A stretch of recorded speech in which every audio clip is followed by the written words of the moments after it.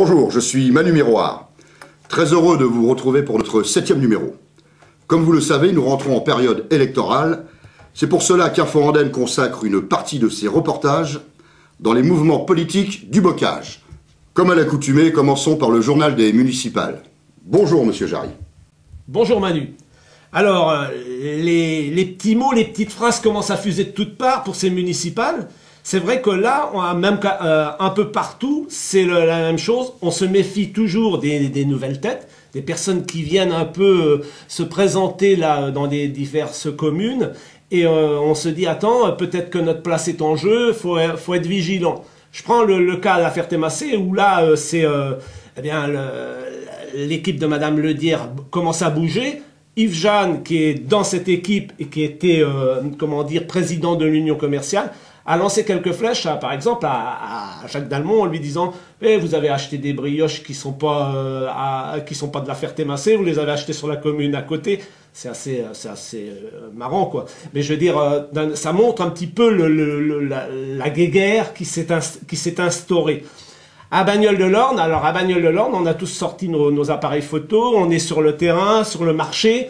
On a, Madame Belezinski, là, qui fait tout le maximum, un travail vraiment important. Elle va devant la population, elle fait des réunions, elle parle avec les gens, leur disant, voyez, ça peut pas continuer, Bagnoles est plutôt en descente, voilà. Et d'un autre côté, on a Olivier Petitjean et Jean-Pierre Blouet qui font le maximum pour montrer que le travail qu'ils ont fait pendant quelques années, là, était quand même productif, et que ce n'est pas si mauvais qu'on semble le dire. Donc vous voyez un petit peu la façon de pratiquer. À Juligny-sous-Andaine, c'est Monsieur Ledière qui, lui, essaie de prendre quelques voix à Monsieur Bonnel. Monsieur Bonnel s'accroche, il va voir ses concitoyens, il leur dit, écoutez, voilà, moi ce que j'ai fait, c'est du concret. Voilà un petit peu l'ambiance générale. Oui, c'est une vraie cour d'école. Ah, une vraie cour d'école. Et c'est vrai que c'est intéressant parce qu'on se dit, finalement, nos élus ne bougent pas. Non, mais je pense que les élus bougent.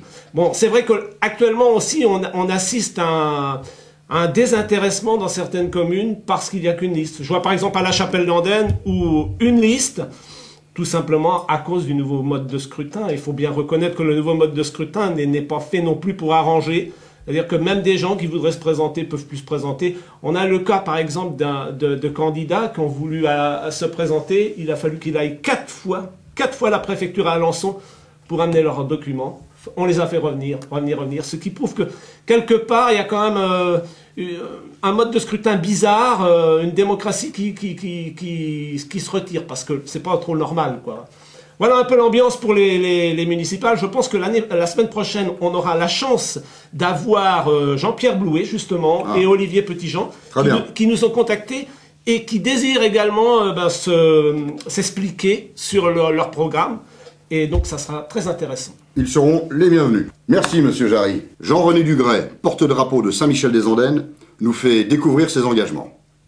Saint-Michel-des-Andennes, petite commune qui a la chance d'avoir un porte-drapeau, Jean-René Dugray. Bonjour Jean-René. Bonjour. Est-ce que tu peux nous expliquer pourquoi tu as voulu devenir porte-drapeau? Donc je suis devenu porte-drapeau à Saint-Michel-des-Andennes lors de l'inauguration de la stèle Cora Knitting qui se trouve au cimetière. Donc M. Knitting était un pilote américain qui est malheureusement tombé en 1944 sur les communes voisinantes de Saint-Michel-des-Andennes. Et à ce jour, à l'initiative de la municipalité, je me suis rendu comme citoyen à cette inauguration. Et en remerciement, le maire m'a présenté donc à la commune, en présence des autorités, dont M. Miclard, qui était donc le président des Souvenirs français de Domfront, et qui m'a demandé si je voulais être candidat comme porte-drapeau à Saint-Michel-des-Andennes. D'accord. Et donc ça te fait voyager beaucoup? Tu vas Ah oui, nous on voyage très souvent, nous faisons plus de 150 cérémonies par an. Donc les 4 coins de la France, mais plus sur le nord-ouest, notamment sur les plages du débarquement.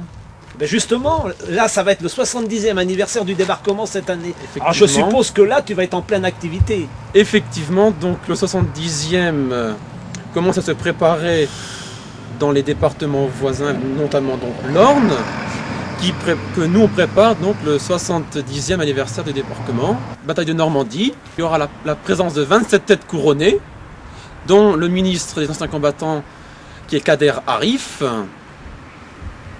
et qui sera notamment l'année du centenaire. Eh bien, merci Jean-René. Ça prouve quand même que nos jeunes ont encore la notion du souvenir. Je Merci. vous remercie.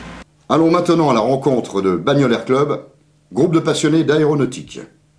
Alors bonjour, nous sommes à la rencontre de Michel Chevalier, qui est le vice-président de Bagnoles Air Club. Alors Bagnoles Air Club, c'est quoi exactement?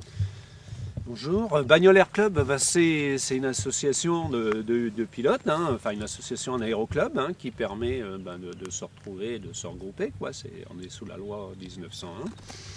On a une école de pilotage, on a un avion, on a une cabane et on est sur la plateforme de l'aérodrome de Bagnoles-Couterbe, là. Et puis qui permet d'assurer notre passion de pouvoir voler, quoi. Et aussi faire de l'accueil, les gens qui arrivent, on est toujours heureux d'accueillir des avions qui arrivent d'ailleurs, leur offrir le café, de discuter un petit peu, quoi. Et ça représente combien d'adhérents exactement? Nous, on est à peu près 75 adhérents, dont une quinzaine de pilotes et une dizaine d'élèves pilotes à peu près, parce qu'on a organisé un challenge.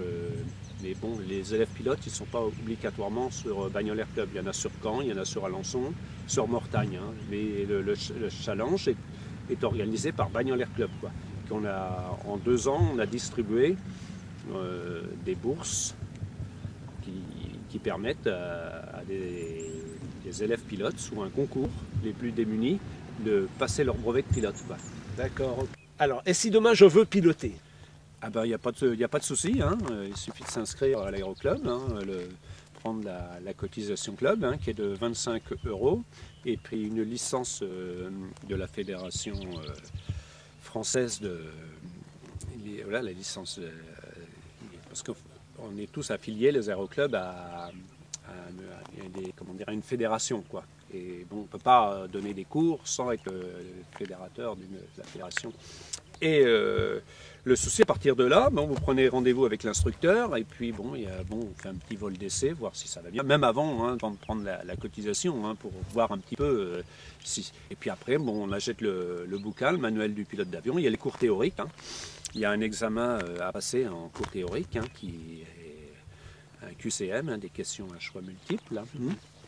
Et c'est un bouquin qui est assez épais, quoi. Et puis c'est la partie la plus dure par rapport à l'avion, quoi, le théorique. Sans ça, autrement, l'avion, si tout va bien, en 7-8 heures, vous êtes lâché seul à bord, quoi. Mais bon, le théorique, c'est une autre paire de manches, quoi. Merci beaucoup Michel pour ce temps de parole. Oui, merci, puis bonne continuation. Oui. Alors nous allons passer la parole maintenant à monsieur Gérard Plu, qui est le président de Élan Planeur. Vous pouvez nous expliquer un petit peu quelle est votre fonction, quelle est votre association et comment ça marche? Comment ça marche? Donc c'est une association de vol à voile, c'est-à-dire le pilotage des planeurs.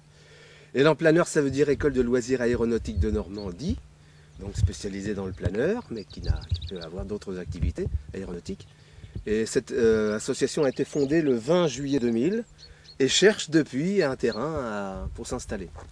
Alors selon les services de la DGAC, Élan Planeur, c'est Bagnoles de l'Orne, mais bon, ça y est, cette année, on espère bien pouvoir s'installer et pouvoir pratiquer le vol à voile, le pilotage des planeurs, l'enseignement, tous les enseignements. À Élan Planeur, le gros avantage, c'est que vous pouvez commencer, comme on dit communément, ab initio, c'est-à-dire commencer le début, devenir breveté et même devenir instructeur. Tout est possible. Et même de la voltige, on verra ça plus tard. Voilà. Combien d'adhérents? En ce moment, on est 25 adhérents. Notre espoir, bien entendu, c'est d'augmenter le volume de ces personnages-là. Et bien entendu, augmenter le volume de l'activité. D'accord. Et le coût pour quelqu'un qui veut se lancer un petit peu dans cette activité? Alors, pour parler chiffres et ronds, une année complète, pour un moins de 25 ans, donc un jeune, c'est 750 €. Donc heures de vol illimitées, inscription, licence, assurance et 60 départs au treuil. Vous verrez plus tard quand ça se fera. c'est assez, comment on dit, c'est assez rapide, c'est assez marrant, c'est fun, c'est très jeune. Et pour un ancien, la saison totale, c'est 900 €.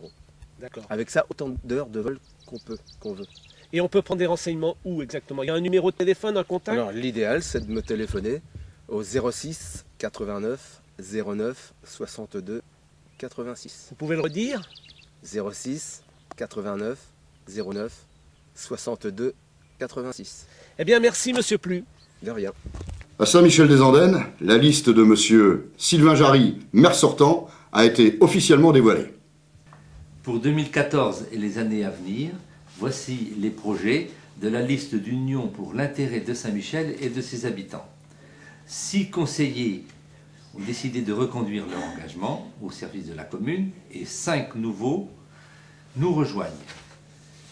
Voici donc la liste. Donc Sylvain Jarry, donc retraité de banque, Christian Clément, cadre ONF, Virginie Dreux-Cousin, déléguée médicale, Daniel Corbière, agriculteur, Armel Desté, médecin, Denis Dugré, cuisinier, Marc Maillard, retraité de la gendarmerie, Isabelle Garnier, secrétaire en agence immobilière, Samuel Radig, agriculteur, Isabelle Michalodi, mère au foyer, et Christian Guérin, retraité des transports. Nous avons des projets qui sont engagés et nous avons à cœur de les mener à bien. Quels sont-ils? La chaufferie bois et le réseau de chaleur, le hameau Jacotin, le dossier des normes d'accessibilité et divers projets en partenariat avec la communauté de communes. Voilà une élection qui se présente bien. Tout comme Madame Belzinski, qui a été à la rencontre des habitants au bar Le Celtique à Bagnols-Château.